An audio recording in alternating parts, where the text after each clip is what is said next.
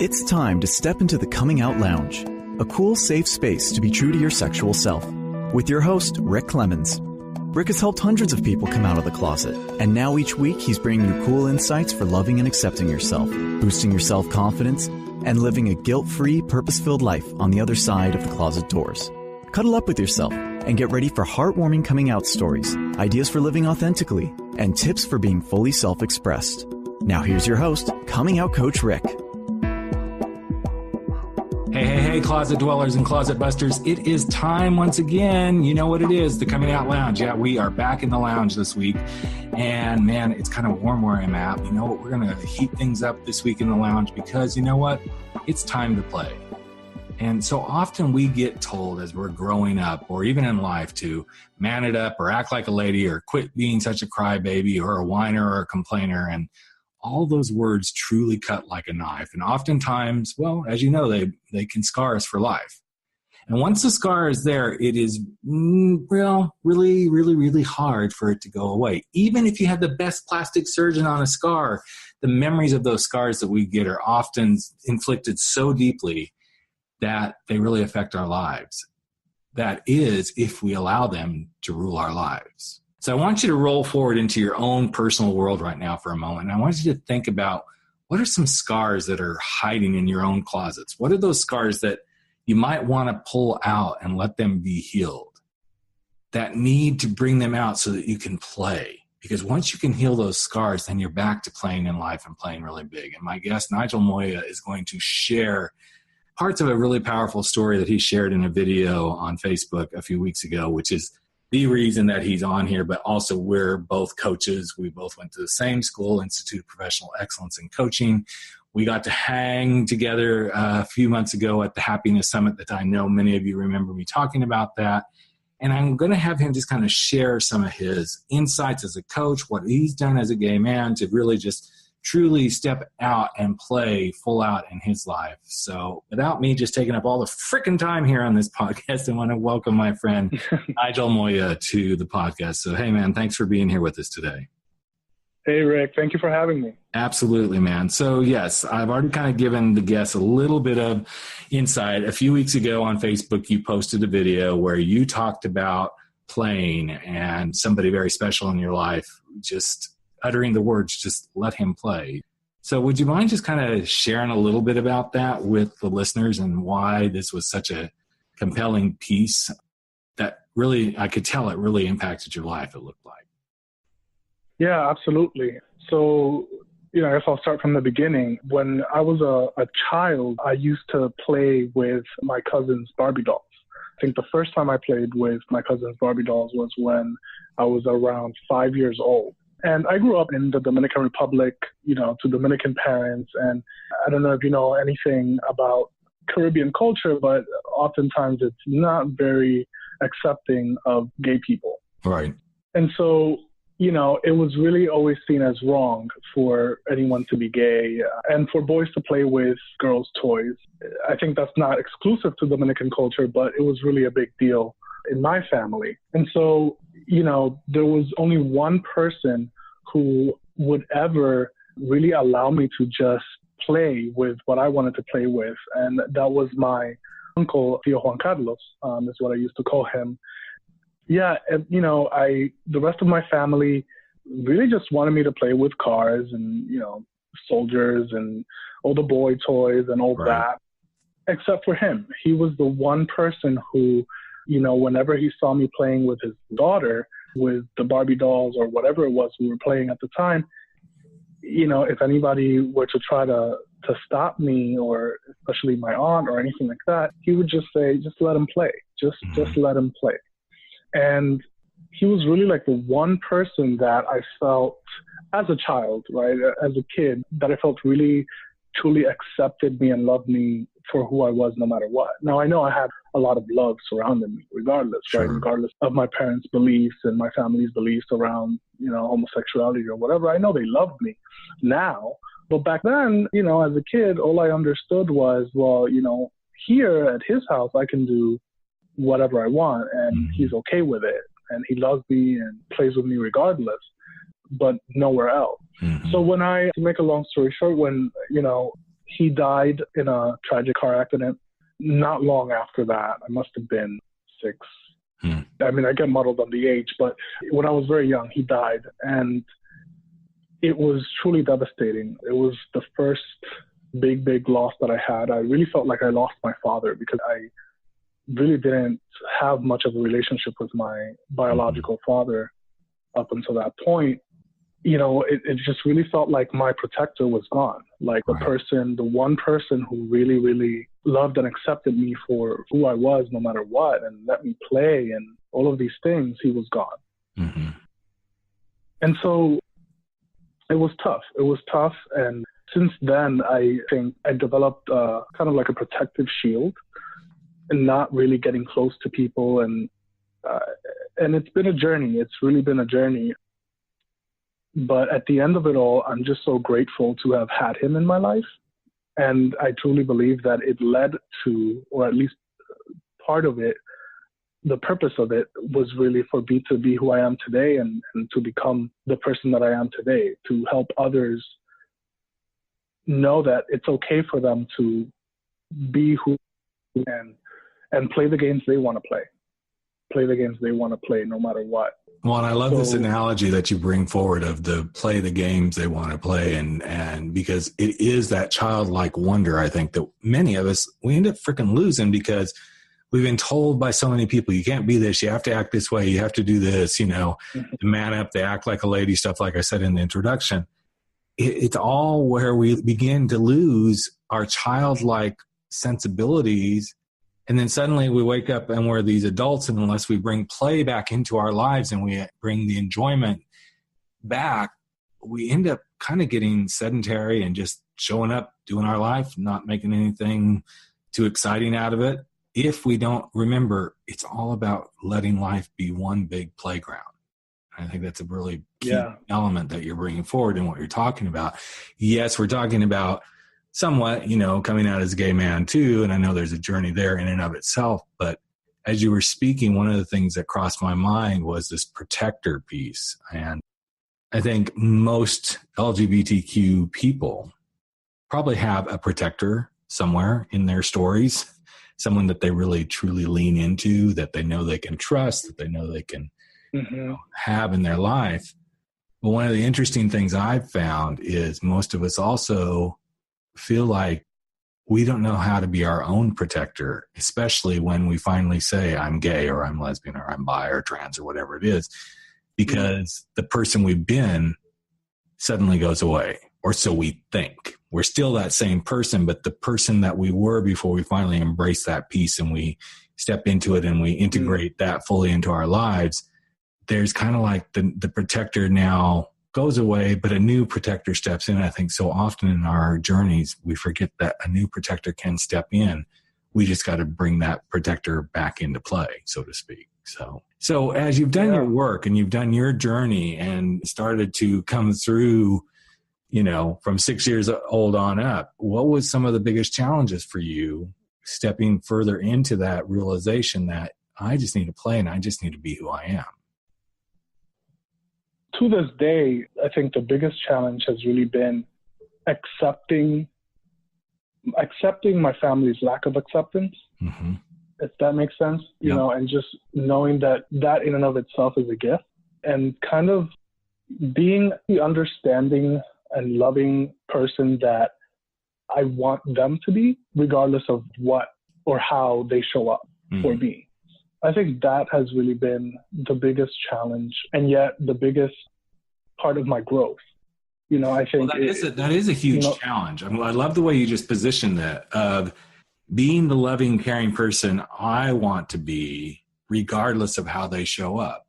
And this is a huge stumbling block for many of us, because we go from this, you know, and I'm going to go back to the protector piece. You know, suddenly our parents, you know, for most of us, whether you have a single parent or dual parent still around as you're growing up, that parental figure, unless they're just really a shitty parent, is kind of your protector. And then suddenly you come through these closet doors, and when they turn their back on you, there's another piece of that protector that now just walked out the door. And so here you have to contend with not only am I not being accepted, but there's this underlying, and the person I thought who would always be there for me and take care of me, in some way, shape, or form, now they're not there even for that. So it is that continuum of finding our way through these interesting little twists and turns of our journey and realizing I can show up with love and compassion regardless of how other people show up for me. Absolutely. Well, and it seems like a big piece of why you've gotten where you've gotten for yourself too. Yeah, for sure. I mean, listen, if I didn't have that core belief that I'm not enough, that I'm not good enough, then I wouldn't have been driven to heal others as much as I've been driven to heal others. I think. I don't know. Maybe I would have, but I think that it's a big part of it. That sense of, well, let me fill the cup where I feel it's lacking for me. And so I think it's definitely, that's why I'm so grateful for it. And, and to go back to playing the games that we all want to play, one of the things about that metaphor and why I like to use it so much is because, life is a game, or at least I like to think life is a game. And we're all in some way, shape, or form not playing full out as much as we can. There's always room for growth. And so if you're not liking the game that you're playing right now in your life, regardless, no matter what your story is, if you don't like the game you're playing, play a different game. Play a different game entirely, and then you get to create the rules and you get to decide how to win. And it's really about finding that inner coach, that inner person who's that protector that's going to be cheering you on and saying, hey, you can play this, you can do this, no matter what's on the outside, and knowing from a place of self-worth that, I matter, and what I want matters, and I'm enough, and I get to play whatever game I want to play. And I like this choosing to play the game. And here's something I think a lot of people trip up on, and I'm pretty sure this is going to resonate with some of our listeners, is you can choose to play your game, okay? Now, the first thing that typically comes up for a lot of people, and they go, okay, so you're telling me to go choose my own game and be my own player and go do all this stuff. That seems really selfish and self-centered. So first we got to get over that piece. Secondly, to get to that space, and what I heard you say underneath everything is, it took a lot of internal work of you coming to a space of loving yourself so that you could stand in those places and go, I'm going to be loving and compassionate, and I'm going to give back, and I'm going to help people find their way to do this. But you didn't get there until you did the work, and I know you enough to know you're continuing to do the work. This isn't like one and done. We continue to do work every day. So as you work, to bring people into the game of life, what is something that you see as you've worked with people that trips them up about going and choosing this new game thing? It's funny because I was just having a conversation about this. I think the biggest thing is really caring what other people think, and not in a, so it's important to understand the value of feedback. Feedback is information, and whether you judge it as positive or negative, that's a judgment that you're placing on it. But you can really choose to look at your results, including, how people think about you or what people say or do towards you, as feedback. And once you do that, then you're able to really take a step back and say, well, you know what? I'm doing this because I think it's courageous, because I want to do this. And whatever people think or say beyond that, well, that's just feedback. And some people may like it and some people won't. But that's none of my business. That's an interesting perspective. So I think it's really that take. Yeah, that perspective of it's just feedback. And too often we take that, and sometimes it is judgments, sometimes it is criticism, other times it's, somebody just being truly an asshole. But when we can shift from that space of realizing we're getting feedback, now how do we choose to take that? Do we choose to take it as somebody judging us? Do we take that as somebody's beating us up? Do we take that as somebody is being an asshole. I think the feedback thing is such a beautiful word that you just pulled out to say, this is what it is when people react to us, versus, oh my God, we go right for the victim mode and we dive into this, or we go into the combat mode, or we go into, oh my God, you know, they don't love us or whatever. Instead of going, okay, right now I'm just getting feedback. I'm just getting information. One of my clients, you know, when we talk, he goes, well, you've just given me some really good data sets. He's a controller, he's an accountant, so I'm not surprised that this is how he talks. But it's amazing when we change some of the information we're taking in and we start putting some of these other words on it. I love to say when somebody's giving me a hard time or something, I'm like, okay, they're showing me ways to connect some dots that I may not have yet seen. Maybe some dots that I don't even know that I have that need to either be connected or they need to be removed out of the, exercise altogether. But I think for those of us that have been through the closet doors, or, those that are contemplating going through that, is to realize what you're going to get right now is beautiful feedback. It may hurt. It may be painful at times, but when somebody gives you the feedback that I can't accept you and your quote lifestyle, which that's one of my pet peeve words, but I can't accept you and your lifestyle, it's really feedback for you to take in and go, they're doing the best they can. This is all they know. Yeah. They don't have any other benchmark to work from.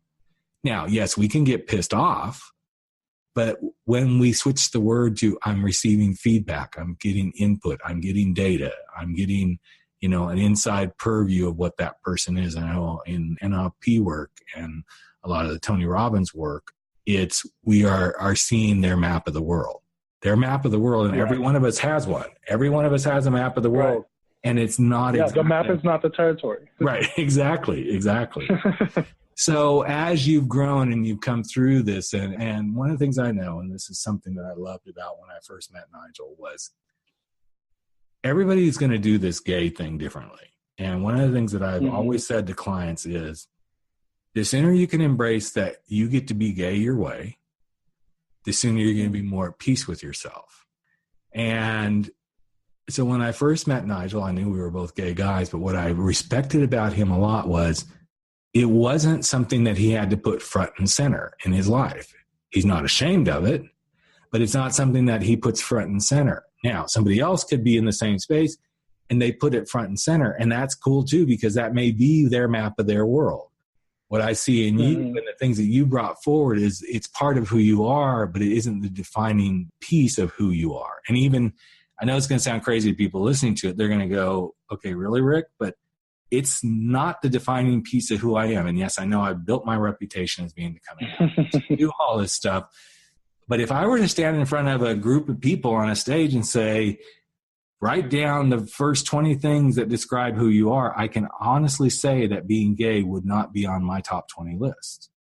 It would be somewhere in there, but it wouldn't be in the top 20 because I'm a dad, I'm a coach, I'm a husband, I'm a wine drinker, I'm a cyclist, I'm a guy who loves a great comedy. All these other things would show up, and oh yeah, gay happens to be part of this. So as you move through this and come into your own, what has caused you to really realize it just has a space in your life, but it doesn't seem to, at least, and maybe I'm interpreting it wrong, it doesn't seem to have a predominance of, this is who Nigel is? It's a great question. And if you think that people are going to think you're nuts after you said that, people are going to think I'm really nuts after I say this. But so I read this book long ago, a few years ago, Wishes Fulfilled by Wayne Dyer. And in it, that's where I first learned of the idea or the truth, as I like to call it, that I am God. I am a part of God, inseparable, and everything and everyone is a part of God. And so when I'm asked, who am I or what defines me, if it's private, I tend to write that down first. Typically, I don't say that because then people will look at me crazy, but that's really what I believe. And sometimes I feel it more than others. But God is limitless. If I am the universe and I am God, and God is just the best word to describe it that I can come up with, because I don't even, it's not a separate entity for me. Right. It's, you could call it grand overall design, you could call it universe. But once I realized that I'm inherently, by the laws of physics, I'm literally made of stars. I no longer feel the need to identify with any one label. Yeah. One time I stood up and I introduced myself as an author, a speaker, a coach, and I listed all these labels, and it still didn't feel enough because it does not describe who I am. I don't know if that answers to your question. But no, it does, because I think really how I see myself. Yeah. Well, and I think the reason I asked that question is because I think for most of us, as we're on this, exploration of our closets and we step out of them, it doesn't matter if it's a sexual orientation closet or what it is, but as we explore those, we tend to go, okay, well, now I'm this. Okay, well, now I'm that. Well, now I'm that. And it's who we are as humans. That we have to have these labels to kind of get each other and to get life. But one of the things that I've found that's so powerful is to just say, so I'm a human. And there's lots of different facets to me as a human. But part of that humanity is also, and this is where I align with your thinking, is that I'm also part of the divine, because the divine created this.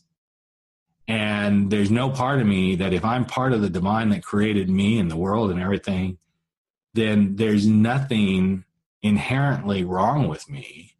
There's just things I do that may not be exactly what the divine would do, but I'm learning, I'm growing, I'm shifting, I'm changing. Each day is another opportunity to go grow and to go, what can I do right today? Not what did I do wrong today?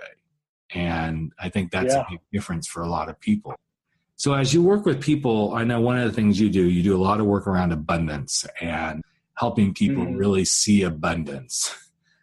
I'd love to have you just share about, what you see abundance being, because I think this is one of the things that, and I know it's going to sound weird to everybody listening, but if you don't come from a place of abundance in yourself as you come out of the closet, trust me, you're going to have a much harder time, because I believe you have to see abundance in many different facets. And it's not necessarily the amount of money in your bank account or what's in your wallet or your purse. There's a lot of abundance around everything we see in life. So I'd just love to have you share about some of that abundance philosophy you show and have, and how you work with people in that arena, Nigel. Yeah, absolutely. I can attest to what you said about having a harder time coming out if you're not coming from abundance, because I know that when I came out, I wasn't coming from abundance, and it was tough. And I did a lot of things that I wouldn't do today. But abundance to me is all there is. It's synonymous with God. It's synonymous with the universe for me. There is no such thing as scarcity. It's an illusion. And so at the core of abundance is not necessarily more than enough, just that there is enough, that there is, period. And so if I am, and there is, and I have, I am enough. I am enough.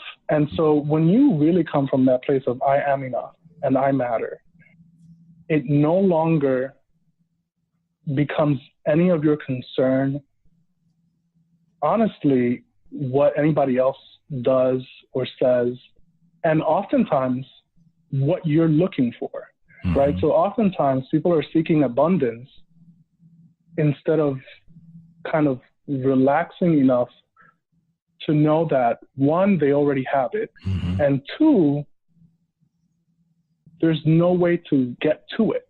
It's a place to come from. And so once you come from it, it then automatically and magically and energetically becomes attracted to you. So this piece this really big value bomb you just dropped, I think it's going to throw a lot of people for a loop, that it's where you come from, not what you get to. And so I'm going to kind of interpret that a little bit, and I'd love for you to follow up with your interpretation of it. It's so interesting to me that we say I want to be successful. I want to be fulfilled. I want to, have abundance. I want to, we say that's what we want. But if you turn and flip this around and say, how do you come from success? How do you come from fulfillment? How do you come from abundance? How do you come from happiness?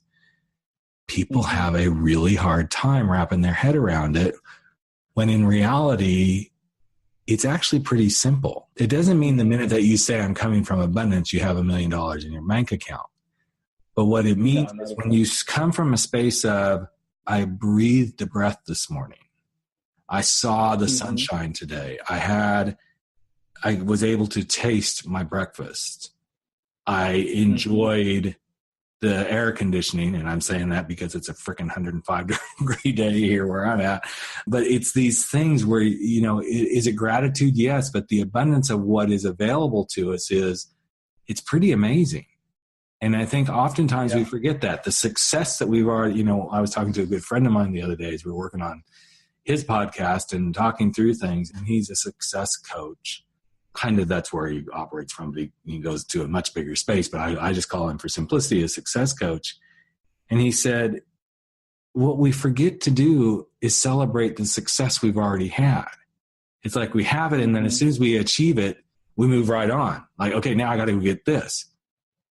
How often, those of you that are listening, and I'm going to bring this full circle in a way to the coming out journey. When was the last time as you started your journey, or the last person that you talked to, that you really celebrated that person listened to you and your story? They may not have accepted it, but they at least listened to it. That's a success right there. Now, of course, yes, if somebody embraces you, when did you celebrate that? Oftentimes, we don't celebrate the things that are happening right in front of us. And that's what I feel like is coming from success, coming from abundance, coming from fulfillment, is to come from those spaces of, this is what I already experience, and I want to continue to experience that. Because I can tell you for sure, and I'm sure Nigel's going to weigh in on this in a really beautiful way, that when you come from those spaces, it is much easier to continue to bring those sort of things into your life than to go, okay, I'm working towards success here. I'm going for it. You're already successful. You just got to continue to work from that space. So anything you'd like to add there, Nigel, that I didn't cover, which I'm sure you will have some stuff there. Well, I think what you said was great. In terms of it being challenging or easy, it's a choice. And it really can be as simple as, if let's say someone's really wants to have $1 million, we know through our coach training that what they really want is the feeling, the emotion that they're going to get once they have the $1 million.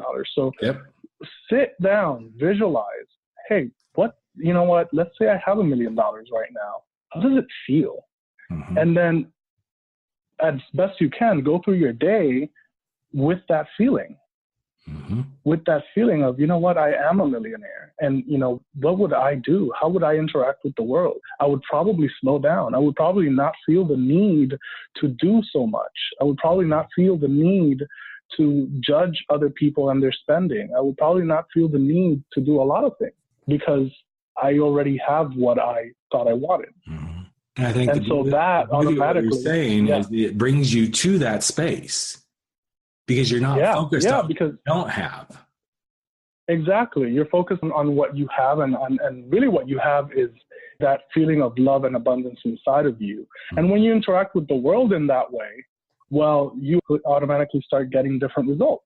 It's inevitable. I mean, you don't even have to believe in magic or energy or anything to know that if you're feeling happy and excited, you're much more likely to have people be energized and happy and excited around you. Yep. It's just physics. It is. And I think sometimes we forget that, some people say, okay, well, you're just saying to change your mindset. Well, that's part of it, but it's also tapping into what you can do when you come from a place of gratitude. I'm going to use one that most people are probably more familiar with. If you come from a place of being in gratitude, and I want everybody listening to just think in their mind right now of something that they feel grateful for. and get really solid in that. And then move towards, in your mind, I want to move towards more gratitude. Your physiology is already being wakened for you to move forward in that way. However, now clear that eraser, erase that off the whiteboard, so to speak, and let's do it a different way. Let's come from a place of, I don't have anything to be thankful for. Everything sucks today. It really sucks because my car broke down. It's 105 degrees. My daughter has an accident. My husband bit my head off this morning on his way out the door. I don't have anything to be grateful for, but I'm going for gratitude. Now tell me how you feel in your body now. Your body is fighting because it's charged with negativity. It can't pull the gratitude forward as easily as it did when you were coming from a place of gratitude. And that's exactly what Nigel meant when he says you come from these spaces, you come from abundance, you come from success, you all these different things. And I think that's a really powerful way to look at your journey out of the closet. If you come from a space of, this is going to be difficult, this is going to be rejection oriented, this is going to be a space where I'm going to have lots of conflict. If that's where you're coming from, that's actually what you're going to bring to the journey. If you come from a space of, this is my freedom, this is me being authentic, this is me attracting people to me that will embrace that I'm being who I'm meant to be, and now I'm going to continue to go forward to bring more of that into my life. I'm going to bring the abundance of good friendships, the abundance of embracing and acceptance and love. Think how much different you now feel. Anything you want to add there, Nigel? No, that's beautiful. That's beautiful. I will say, at the core of this abundance versus scarcity conversation, it's really that belief that I am enough. Because no matter what, whether you get what you want or don't get what you want, or you feel like you need something, and you come back to, what, no matter what, I am enough, then that will tell you, you can handle anything that comes your way or what doesn't come your way. You're enough. You're all you need. Well, I love that you shared the three. I am enough, there is enough, I have enough. And I think sometimes, in fact, probably a majority of the time we as humans, we don't say those mantras, and no pun intended, we don't say them enough. We don't say I am enough, there is enough, and I have enough, because we have been raised in a society that says you're not enough, there isn't enough, and you don't have enough. But the more, and a really powerful one. Yeah. I'm sorry. Go ahead. No, it seems to me that when we can flip these things around, that's when we have power. And I'm totally interested, before we wrap this up, what the really powerful one is that you would like to share. Well, a really powerful one for me has also been, I do enough. I do enough. It's really transforming, just to know that there's actually not much else to do. I do enough. That is powerful. And I think the I do enough piece is something that most of us can grab onto if we open our mind to it. And as you said it, that was a big one for me when you said those words, because I often catch myself going, well, I'm not doing enough here. I need to be doing more of this. I need to be doing more of this. And then as soon as I start saying, well, I need to be doing more of this, I need to be doing more of that, I don't want to do anything. I want to say, fuck it, I'm done. No, I'm done. Yeah, it's stressful. It becomes really overwhelming. It becomes very overwhelming. But when I say, okay, I'm good, even as we're going to wrap up here in a few minutes, I'm good with everything that I did today, because I recorded a lot of podcasts. I'm good. I've done enough. Now what I get to do is say, do I want to do more? Yeah, I do, because there's some other stuff that I know I'm in my zone right now. I know I'm in my totally energized zone, which is really, if you want to stay in the zone, folks, start a podcast, record all the shows on one day. You'll have a great day, because you're just pumped. Everybody brings stuff to the table for you. But it is a really interesting thing when you go, okay, I've done enough. Then you can ask the question, would you like to do more? And if you say no, that's cool. And know that you've done enough then. And if you say yes, you're tapping into some power that you got going. You're riding your mojo. You're in your zone. You're on track. So let it be. But oftentimes we don't ask those questions of ourselves. And I think those are four of the most powerful things that, have come out of this podcast today is I am enough, there is enough, I have enough, and I've done enough. So any last minute stuff here you'd like to leave the guests with? I said to you off the air before we got on that one of the questions I often ask is if you could leave someone with a bit of wisdom or something to help them come through the closet doors or just keep doing what they're doing. Do you have one last bit of wisdom you'd like to drop on our listeners, Nigel, as we close out the show for today? Go forth and take one step at a time. One step at a time. Go to, whatever it is that you want to come out of, whatever closet you want to come out of, do it slowly with people you trust and love, but then keep taking those steps. Abundance is waiting for you. In fact, it's already here. Yeah. It's really interesting that you said that because just before we came on the air, I was projecting ahead to what the next couple of months shows look like. And we are going to be coming up on show number 200. I was thinking, okay, well, what's next from there? It was really powerful to just kind of sit in that and go, this has been created. Look at the abundance that I've experienced because of this.